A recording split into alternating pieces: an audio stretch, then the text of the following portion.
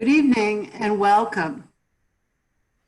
We're pleased to have you joining us for the Edwin C. Whitehead Award for Medical Research Advocacy, our award presentation and program.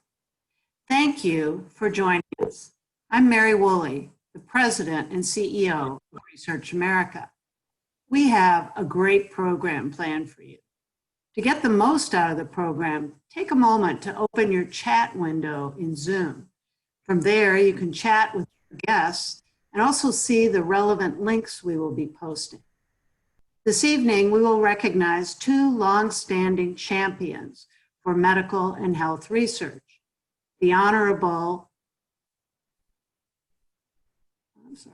We'll be welcoming two outstanding champions for medical research.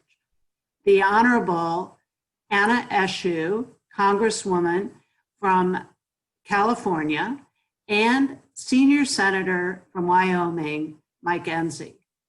Then, to wrap up the program, we will bring you a conversation between world-famous soprano Renee Fleming and NIH Director Francis Collins. Now, I want to take a moment to explain that all of us, as you know, have experienced the fact that many events planned for last March and beyond had to be canceled. And our 2020 Advocacy Awards dinner was one of those. Despite our inability to hold the event, our sponsors and benefits stayed the course with Research America. We know how pivotal our supporters' role for our ability to deliver value at this critical time, and we are truly grateful and thank you. We've never had a greater response to our efforts or hosted as many high-level leaders for discussion with our alliance members than we have in the last 6 months. And that includes this week's forum, which has more than 1,000 registered attendees.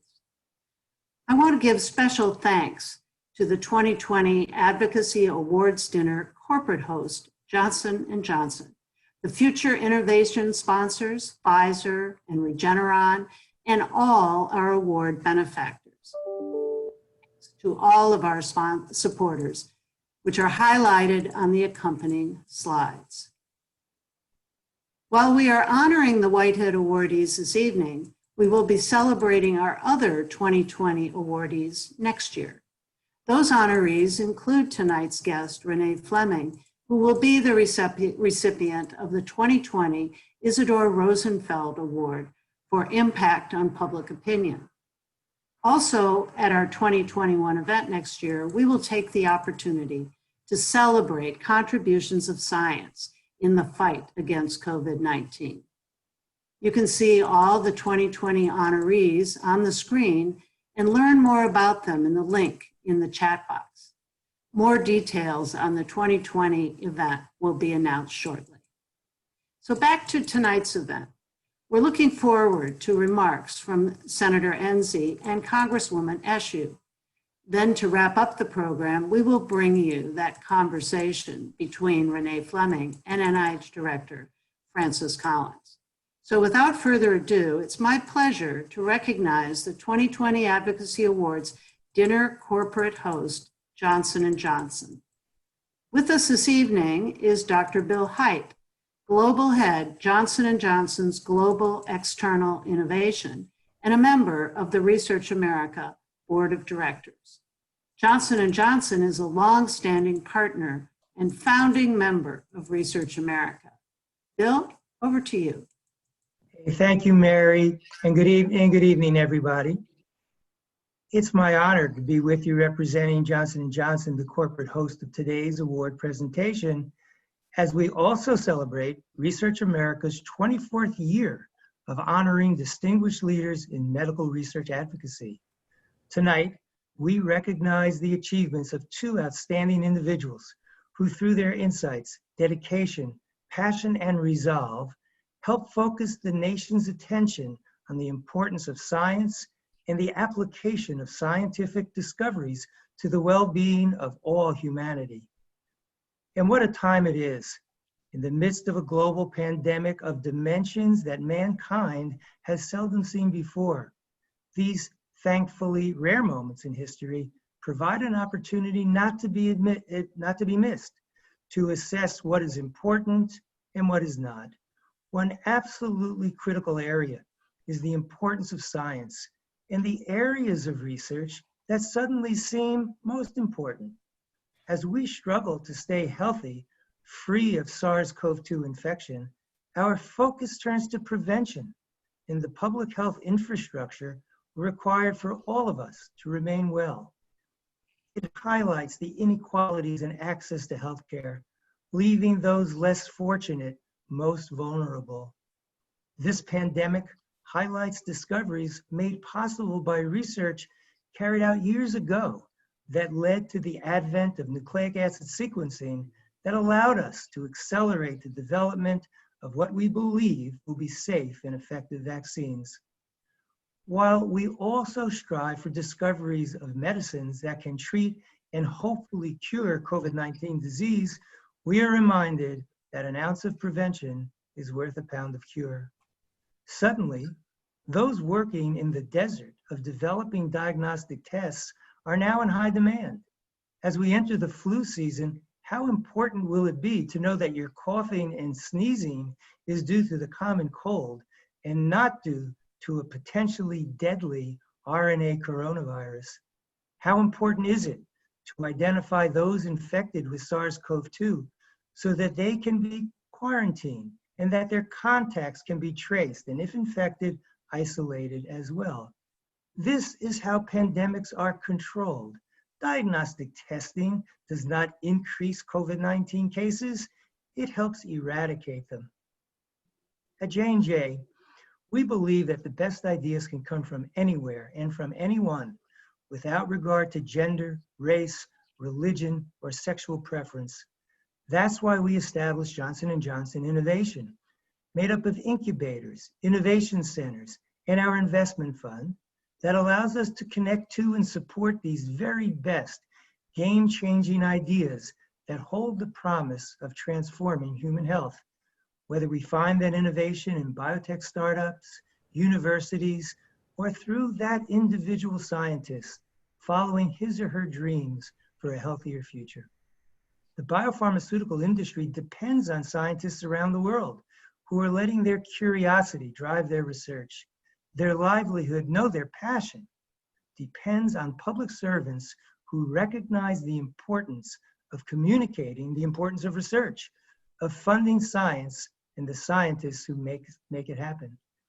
That's why when Mary asked us to support the Whitehead Award, we relished the opportunity. Today's honorees are true champions of the scientific endeavor. J&J is proud to join Research America and all of you in recognizing the work of these extraordinary individuals, Senator Mike Enzi and Congressman Anna Eshoo. We will also meet the world-renowned soprano Renee Fleming, who we hope might once again be accompanied by our very own Francis Collins. Francis, you like Tony are a national treasure. We will hear from Susan Whitehead, Vice Chair of the Whitehead Institute and benefactor of the Edwin C. Whitehead Award for Medical Research Advocacy, as well as Dr. Ruth Lehman, Director of the Whitehead Institute. Therefore, it is a great honor and privilege for Johnson & Johnson to partner with Research America and the Whitehead Institute to present the 2020 Edwin C. Whitehead Award for Medical Research Advocacy. Mary, back to you. Thank you, Bill. Wonderful remarks.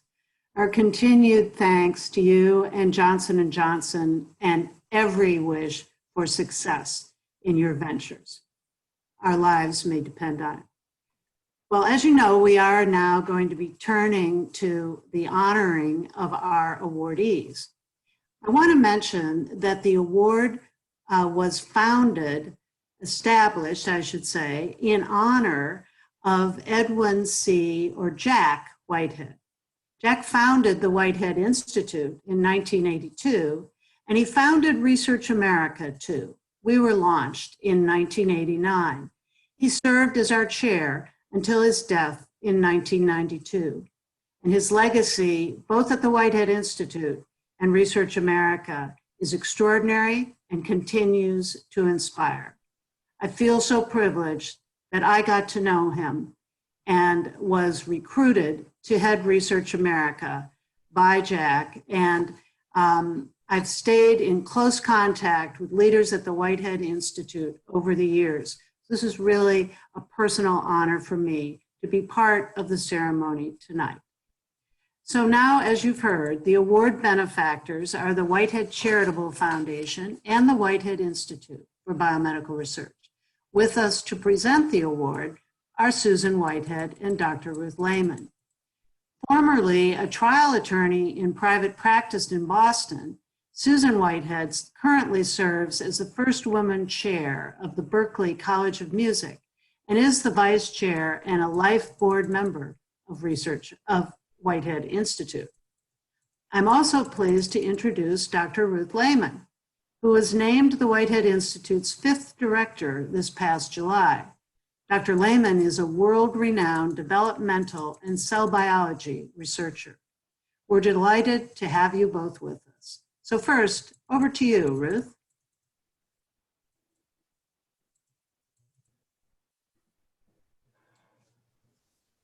Thank you very much, Mary. It is my great pleasure to present Research America's 2020 Edwin C. Whitehead Award for Medical Research Advocacy to Congresswoman Anna Eshoo for her many, many contributions to the goal of accelerating medical and scientific progress. As I'm sure you know, Congresswoman Eshoo serves as chair of the House Energy and Commerce Committee's Health Subcommittee, which leads the committee's work in regard to NIH, FDA, CDC, and other critical research and public health agencies. She's an outspoken advocate for bolstering federal research funding and among the most effective and influential stewards of policies that responsibly speed new discoveries across the finish line so they reach patients in need. To cite just a few examples, a particular timely one, in 2019, Congresswoman Eshoo championed legislation to update our pandemic and bioterrorism infrastructure. Her imprint on medical progress is too large to capture in a few minutes. Indeed, it ranges from efforts to fight Alzheimer's disease to helping secure passage of the 21st Century Cure ACT to co-chairing the Congressional Arthritis Caucus. More recently, Congresswoman Eshoo has been a vocal leader in the push for at least $26 billion in emergency funding to replenish research dollars eroded by COVID-19. Thank you for that. She is fighting day in and day out to ensure our nation emerges from this pandemic smarter, stronger, and far more committed to medical and public health progress. Congresswoman Eshoo, we thank you and are grateful for what you do, what you have been doing, and what you're doing for research in the US.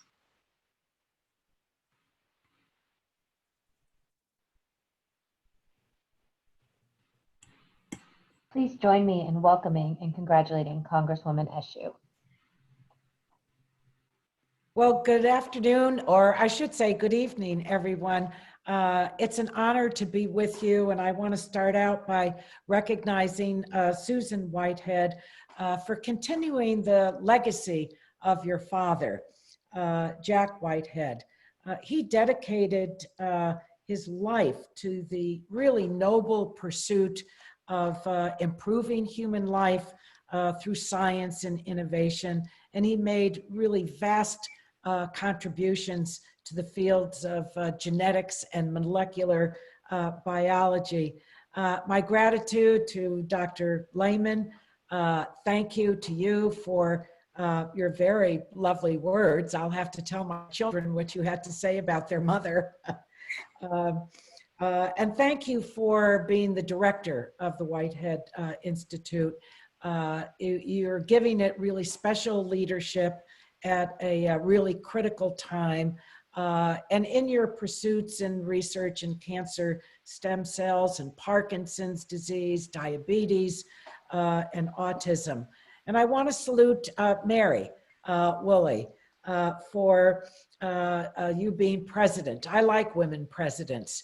So I salute you for your 30 years of service. 30 years is nothing short of extraordinary at Research America. And of course, your advocacy for increased funding at the NIH, which has helped to make it, I think, the jewel of American research and development. It's a great honor for me to be given this award by you this evening.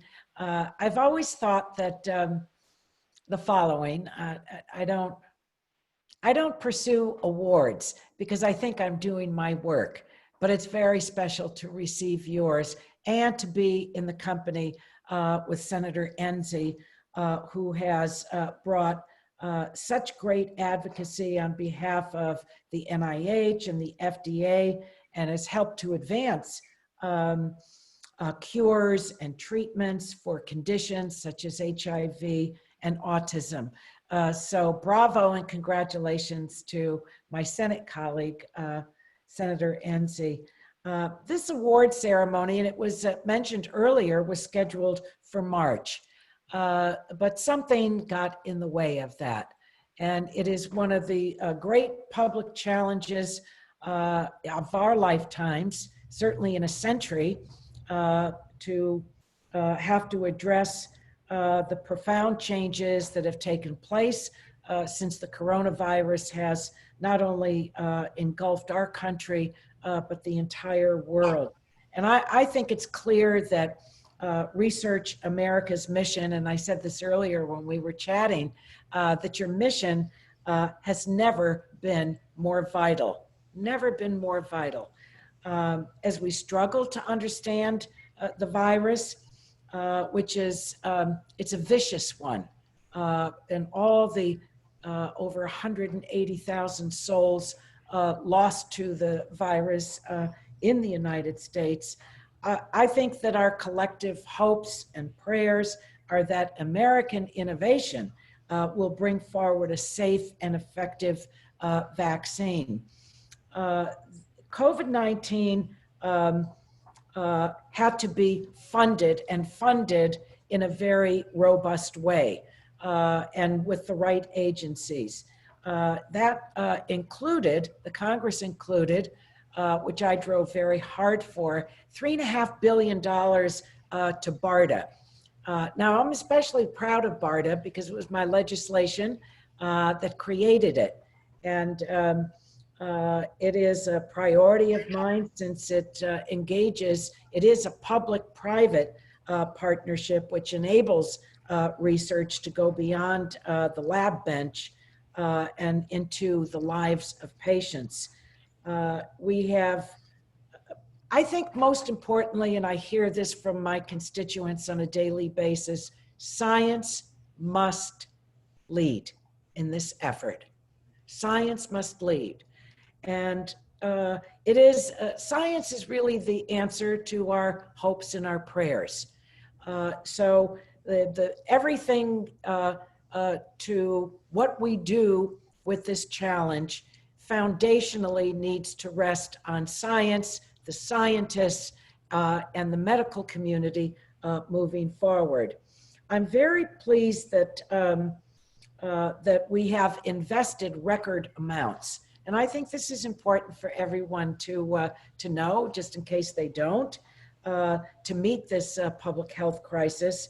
And I might add that we can't allow ourselves to slide back into a boom-bust type of thinking for research in our country. It's always foundational, and it needs consistent funding that increases annually. Now, the House, I think, really met this responsibility by passing an appropriations minibus that not only included about 96% of the federal government, but very importantly included 47 billion with a B for life-saving research at NIH. So as we face a difficult economy, the challenges that we have around the pandemic, as the Congresswoman from Silicon Valley, I know that innovation is really the greatest engine of the American economy. And my hope for the future really does rest on the promise of scientific research, the work that you do, the work that I do, and that together this work will benefit not only the people of America, but everyone looks to America for these breakthroughs, that we will be, it will be a breakthrough for humankind. So it's a great honor to receive this from you. I shall cherish it the rest of my life. I thank you for your magnificent work.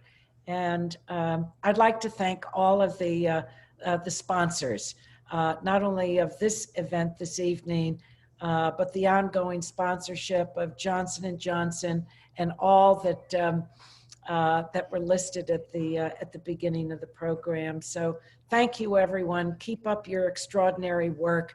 I know it's going to pay off, and God willing, it will pay off soon. Oh, Congresswoman, thank you for such heartfelt remarks and for your leadership. You spoke about science being a leader, but it actually takes the leadership of Congress people like yourself that makes that truly possible. So we're a team together. We're delighted to be working in partnership with you and couldn't imagine a better recipient for the Whitehead Award. Thank you. Thank you, everyone. You can hear the resounding applause, I'm sure. Susan, I will now turn it over to you to present the second award. Thank you, Mary. First of all, I just want to say thank you, Congresswoman Eshoo. Those remarks were fantastic, powerful, passionate. I'm very proud that you received the Whitehead Award this year. So really thank you for all that you're doing, and keep it going. Absolutely. I'm here to present the Edwin C. Whitehead Award for Medical Research Advocacy to Senator Enzi. Senator Enzi has been a senator since the time of his election from Wyoming in 1996. And since that time, he's been at the forefront of federal policy and funding for science. He's been a member of three of the most important committees in the Senate: the HELP Committee, Health, Education, Labor, and Pensions. He was chair of that committee. He was also chair of the Budget Committee, and he's been a member of the Finance Committee. He's known as being a fierce advocate. He's consistently made sure that the US play a significant role in international AIDS relief. And as well, he's been very active in ensuring that autism research is funded consistently over time. He also has a reputation of being an exceptional senator and being very effective at reaching across the aisle.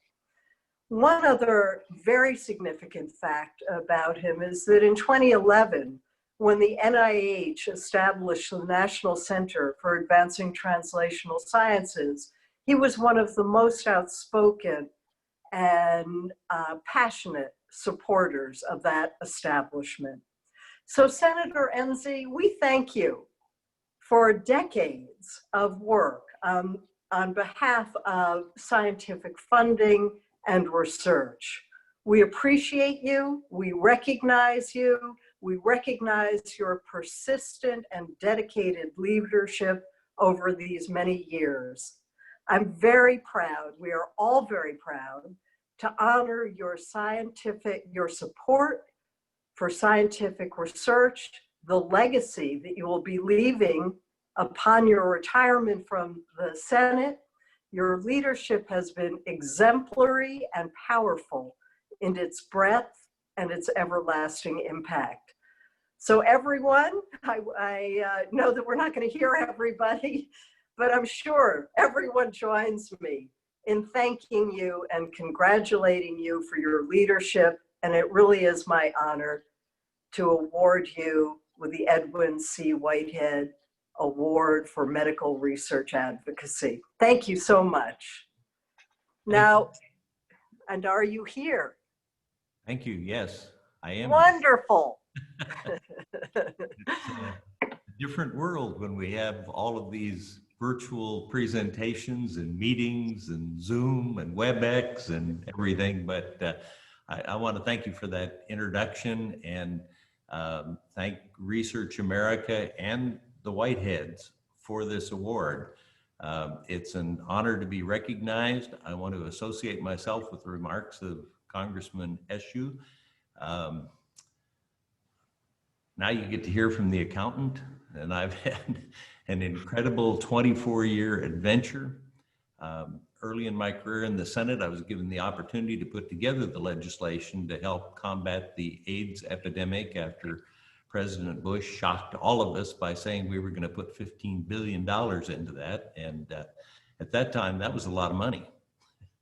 Our work on that legislation has made a tremendous difference around the world. I've made 14 trips to Africa to follow up on that, and they are so pleased with what we did and what they're now able to do as long as we continue our effort. But since then, I have worked on numerous public health and funding bills to help advance the research that so many from America have benefited from. I appreciate the mention of the autism work. I understand the critical role that medical research plays in helping us treat and cure the host of diseases that cause so much pain and suffering, especially now as the world remains in the clutches of this deadly pandemic. Many of our hopes rely on research that's currently underway to ensure that we have the tools to treat and to prevent the spread of the coronavirus. As usual, the United States will probably be making an international gift of the knowledge and research that comes from here. Oftentimes, those that make the critical breakthroughs in medical and health research often go unrecognized by the public at large, but we rely on their research in our times of need nonetheless.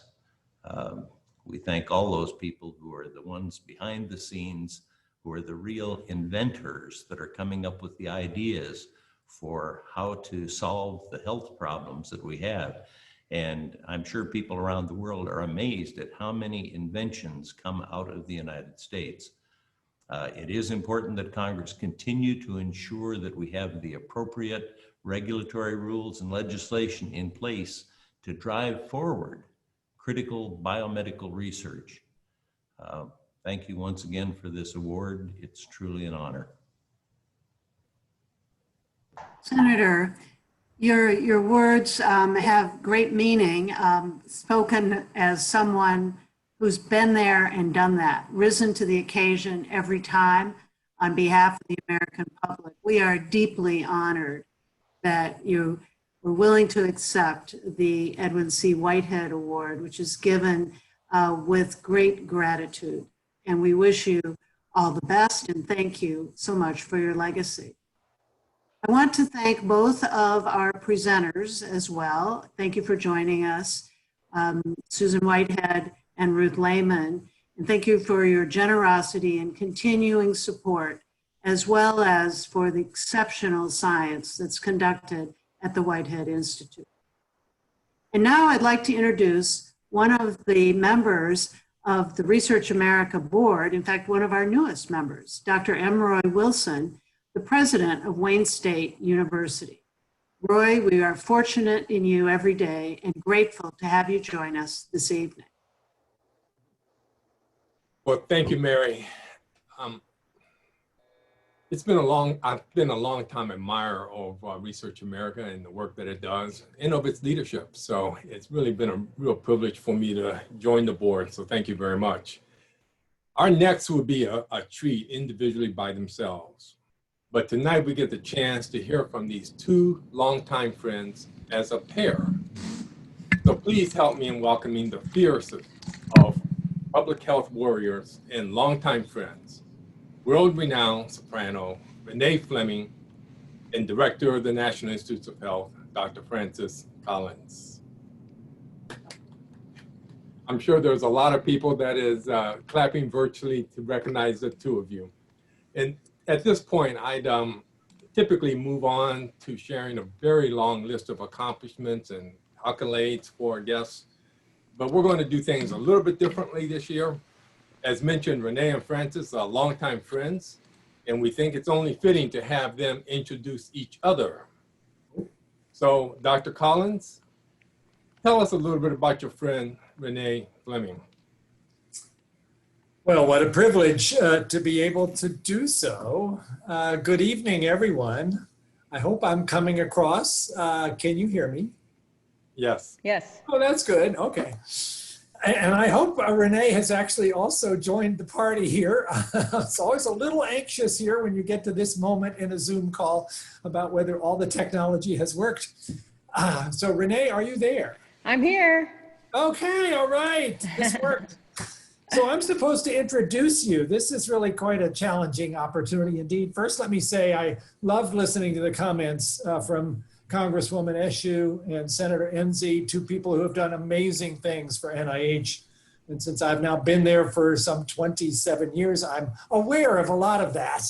And especially over the last 11, serving as the NIH director, their support and the broad support across the Congress for what we're doing in medical research has just been critical, and certainly never more so than this really strange year of 2020, where we face the greatest challenge in a century to try to save lives and to do something to prevent and treat this terrible disease called SARS-CoV-2, COVID-19. So Renee is my friend, but she is also a world-renowned soprano with incredible diversity. You will know her name particularly from opera, and where she has lifted many hearts and probably brought many people to tears by the remarkable gift that she has as a lyric soprano. But she's also pretty darn diverse, also has made recordings in the area of Broadway and films and folk music and jazz, and she's the only classic vocalist to have sung the national anthem at the Super Bowl, oh my gosh, not to mention 4 Grammy Awards. So how, you might ask, would this nerdy guy who's a scientist trying to run the government's effort in biomedical research and this remarkable gifted vocalist, soprano, end up being friends? Well, I'm a little puzzled about it too, but I'll tell you very quickly. It all started 5 years ago. We didn't know each other then. We were both invited to an evening event. It was July. It was right after the Supreme Court had just concluded their year's work. And that last week had some very, shall we say, controversial findings, including gay marriage. And 3 of the Supreme Court justices were present that evening. And they did not come down on the same side of this. Antonin Scalia, Ruth Bader Ginsburg, and Anthony Kennedy. And let's just say the evening was a little tense. And there was a band that we all tried to listen to after dinner when we went outside.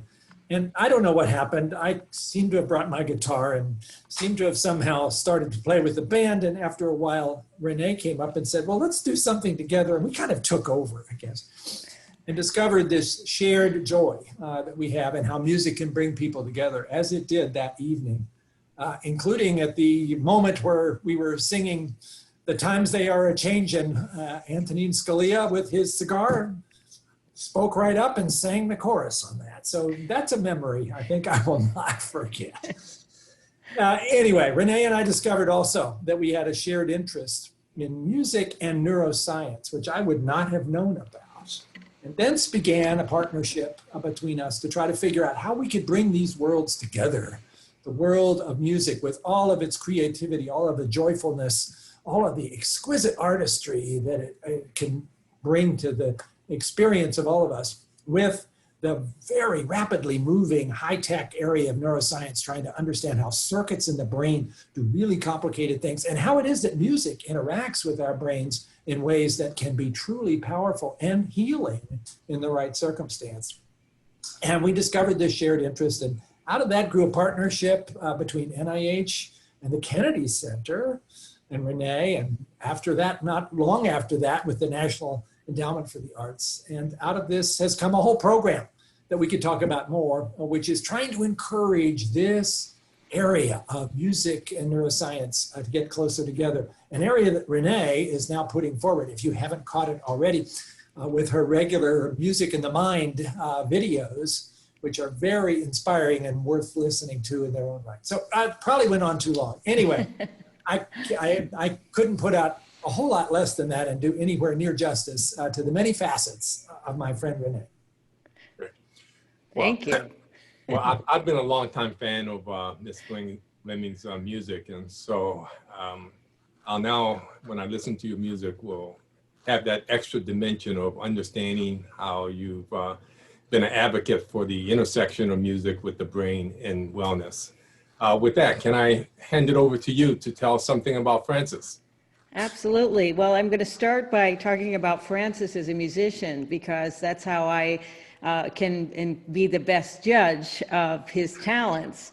Imagine of starting and making your debut at the age of 6 on the pipe organ. Imagine learning probably of the bulk of the extraordinary folk songs that his father collected, and which now are part of our National Archive and National Treasure. You can improvise on the piano and on the guitar. You can compose music on the spot and write lyrics on the spot. I saw you do that, paying tribute to Yo-Yo Ma. I was extremely impressed. You can play many other instruments, and you know how to use a capo with flair, I have to say. And then, oh, and by the way, imagine 16 years as the director of the National Institutes of Health, which is our largest supporter of biomedical research in the world. And not just that, but to be a physician geneticist noted for landmark discoveries on disease genes and leadership, of course, in the International Human Genome Project.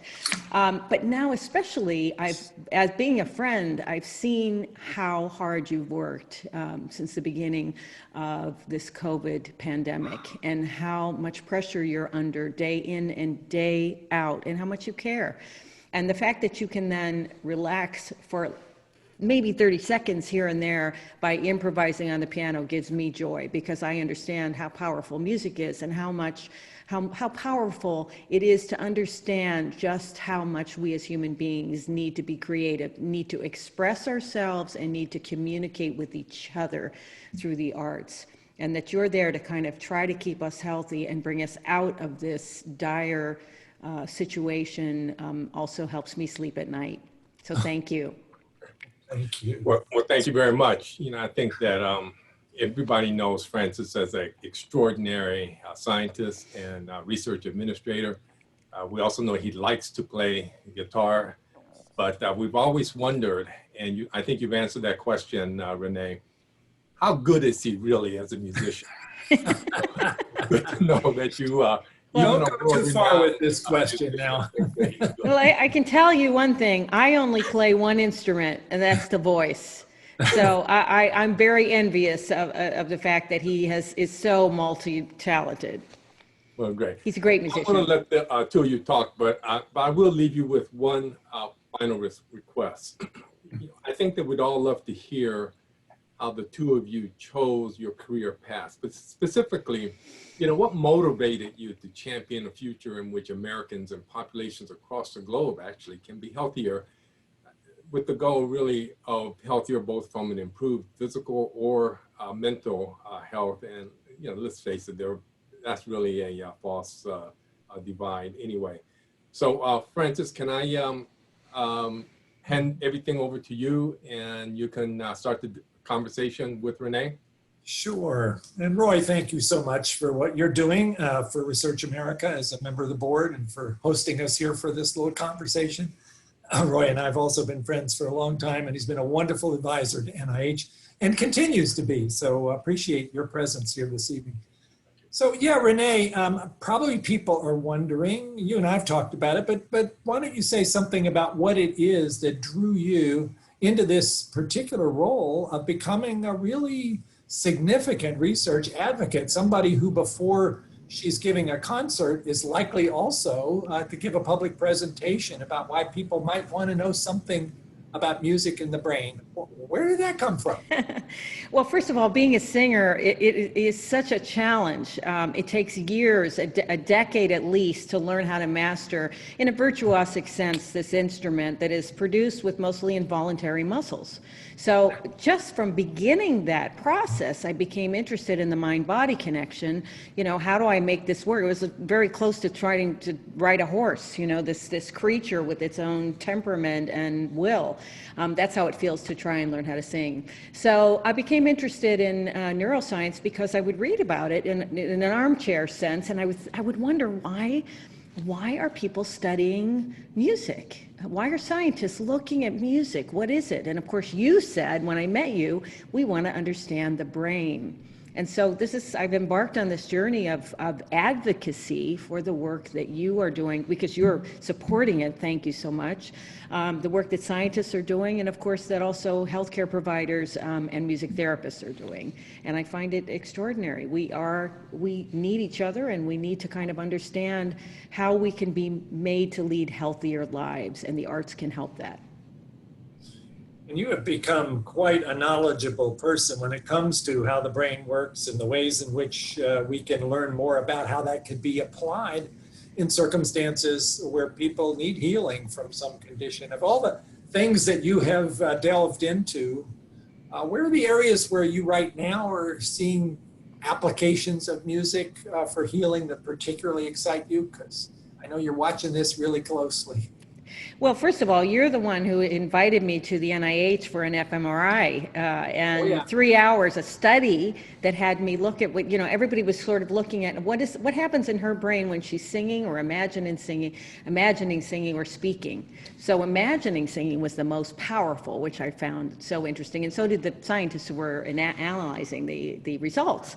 But right now, I just came off of a presentation on Parkinson's, so I'm thinking about a neurodegenerative disease that has no cure, that has no possibility for reversal at this point, and how amazing it is that a dance program can give someone not just will, but a desire to live life to the fullest, and can actually, some scientists believe, can actually delay a little bit the onset of the disease, because you're with other people, you have hope, and you have expression and the plasticity of the brain. I think that's the thing that I find the most fascinating, the brain's ability to actually bypass the part of the brain that's in trouble and use other parts of the brain to help.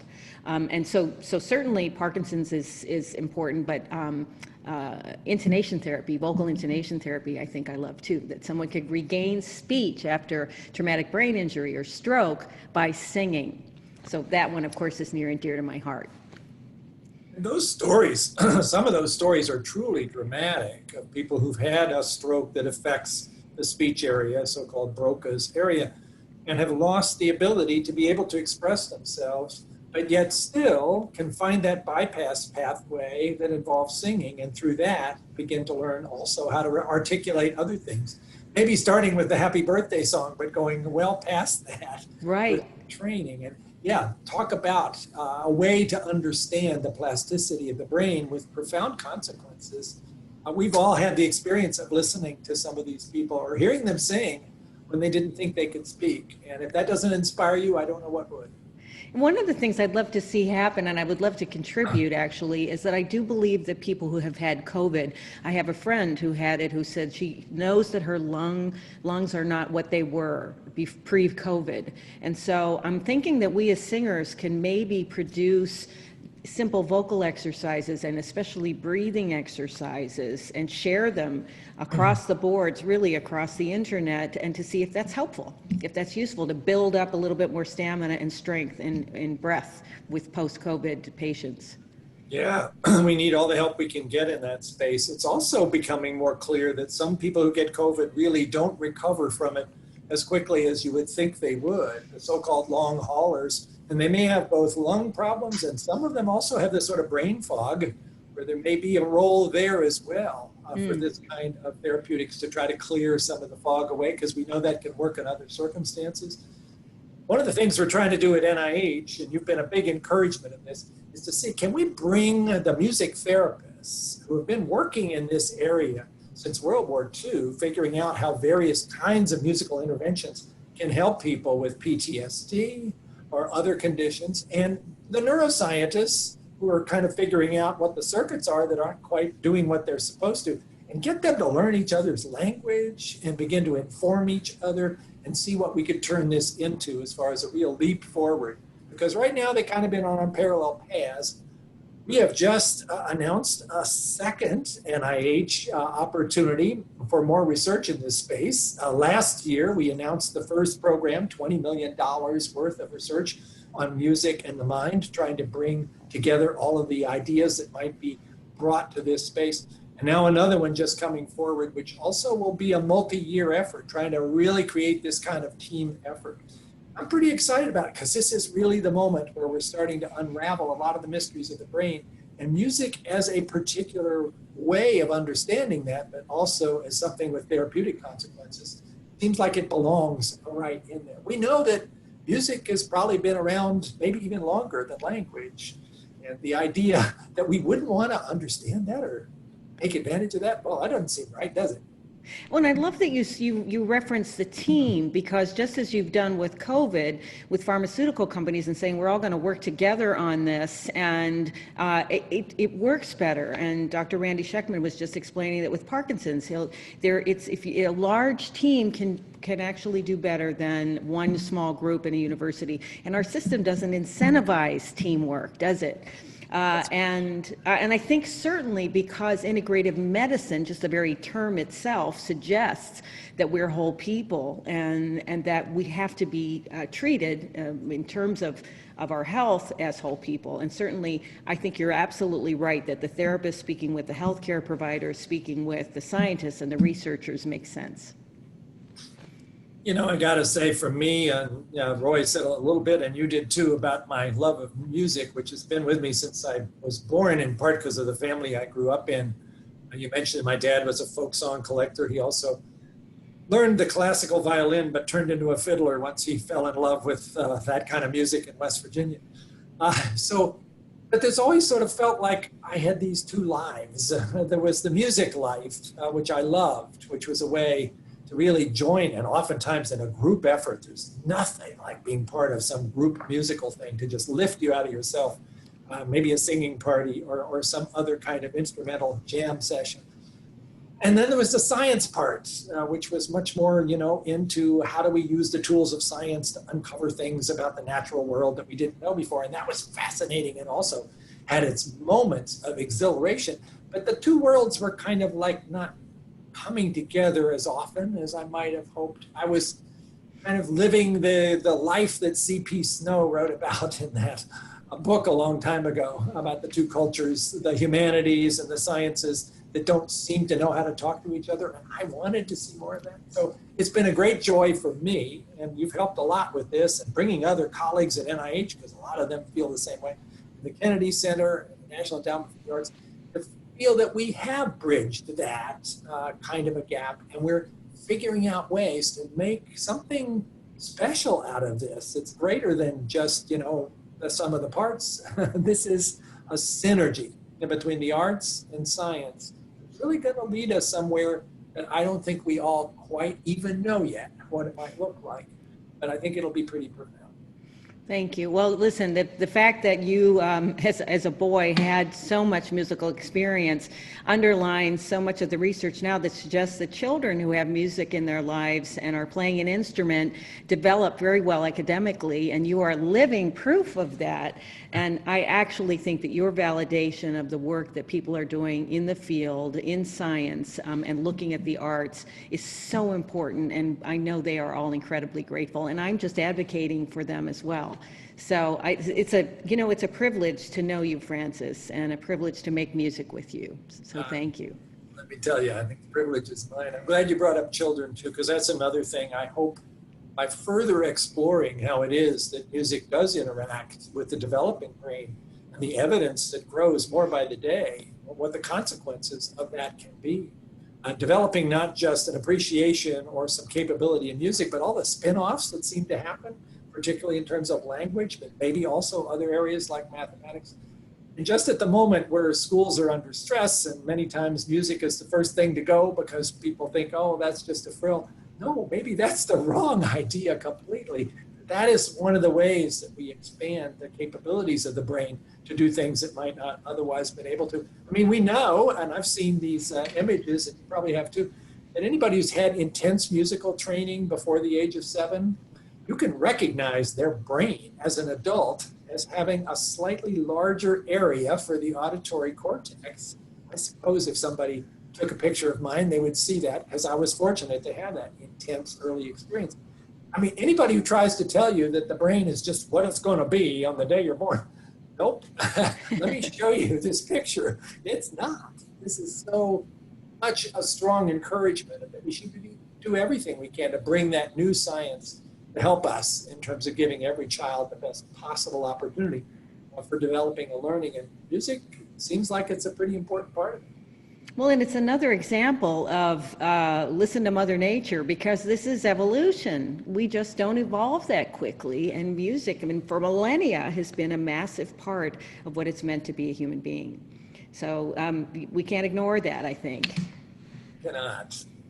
So Renee, it's amazing. You could be, of course, doing many other things. I'm sure you have more invitations, except for COVID, than you can possibly keep up with. But yet you have continued to make this focus on music and the mind and the neuroscience. And you've become an ambassador to many of your musical colleagues by talking to them about them, having them come and meet with you in your Music in the Mind video casts. It is quite remarkable how one person with this kind of vision can really make a difference in how people view the entire concept of music and how it affects us. So I really want to thank you for that. I never dreamed in that summer evening 5 years ago, as we kind of took over the band and ended up singing, I think it was The Water is Wide that started it all off, and then it went on to some other things. Never had a clue that might lead to something like our having this conversation here in the midst of a COVID pandemic in 2020. It's amazing. And the one advantage to the pandemic for us has been this huge audience, that now a digital audience, so many more people are receiving dance and music lessons and telehealth and all of that. And my little webinar has had 450,000 views from 64 countries, which tells us that there's real interest in this sector. But no, I never would have thought that after that evening that we would be talking 5 years later now, and especially in this incredibly challenging time. Incredibly challenging time, and I guess also a time where maybe more than ever, people are leaning on music for reassurance, for lifting you up when you're feeling kind of down, for having a chance just to take part in some kind of deeply personal experience, which music can do, even if it has to be done remotely. Everybody I talk to and I ask about, what are you getting, what's helping you get through when you're sheltered at home for way too many months? I'm here in my home office for the 6th month in a row. Well, it's music. Like somebody said a little earlier, if I feel like I've got to have a break of some sort, I walk into the next room over there and play the piano for a little bit, and then somehow it feels a little better. And I think lots of us are doing that. If we needed any more evidence about the power of music, it's all around us right now. Agreed. Well, this has been a great conversation. A world-renowned scientist who's also an accomplished musician and a world-renowned musician who understands neuroscience. How can you, can't get much better than that. But Francis, one thing that I'd like to ask you before we close out is, with both music and science in your early background, what made you choose science? It was a little bit of a close call. I guess I was pretty clear that I enjoyed music and I was okay at it, but I didn't really think I was going to be good enough to do that for life's work. And I decided I'd want to enjoy it and not feel like I was failing all the time. So I better find something else. And science came along and captivated me as sort of a detective story that you could engage in. And it seemed like the horizon was wide open and there was probably room for somebody like me in that big space. So that's sort of how it shook out, but it might have been otherwise. Well, the scientific community is grateful for your decision. Well, we have one more thing to share. This is a real surprise for everyone. Renee and Francis pre-recorded, or actually they recorded something that was to be played at the March 11th Advocacy Awards dinner, and obviously that had to be canceled. And so we'd like to share it with you now.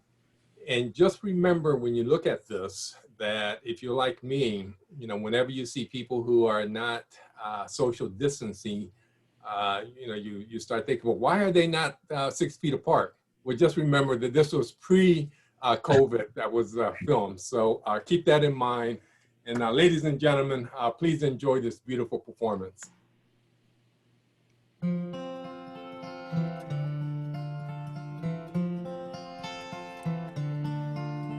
I heard there was a secret chord that David played and it pleased the Lord. But you don't really care for music, do you? Goes like this, the fourth, the fifth, the minor chord, the major lift, the baffled king composing a hallelujah, hallelujah, hallelujah, hallelujah, hallelujah.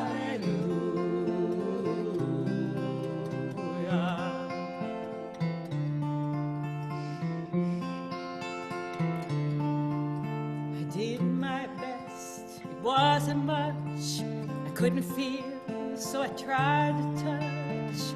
I've told the truth, I didn't come to fool ya. And even though it all went wrong, I'll stand before the Lord in song, with nothing on my lips but hallelujah, hallelujah, hallelujah, hallelujah, hallelujah, hallelujah, hallelujah,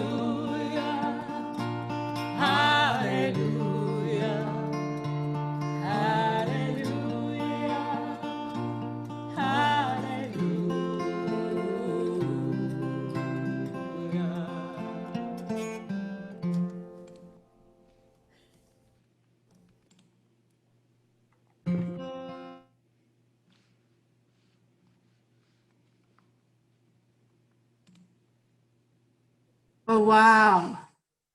Talk about the power of music. Witness that. What an extraordinary performance. What a great evening. Congratulations to Senator Enzi and Congresswoman Eshoo. Sincere, heartfelt thanks to Susan Whitehead, Ruth Lehman, Bill Haidt, Roy Wilson, and especially Francis Collins and Renee Fleming for their performance. And thank you all who've joined us in this celebration. Before you go, think about coming back tomorrow. Day 2 of the National Health Research Forum starts tomorrow at 11 a.m. Eastern Time. We're going to have an exceptional program for you. And you won't be sorry that you tuned in. You'll get to hear, we're going to start out by hearing from Senator Alex Azar, and he will be speaking in our Science on the Frontline series. Our fireside chat series will continue with the president of BIO, Dr. Michelle McMurray Heath, and Steve Clements. And there's much more. If you haven't already registered, you can find the registration in the chat box or visit our website. Thank you again. Have a wonderful evening. Good night.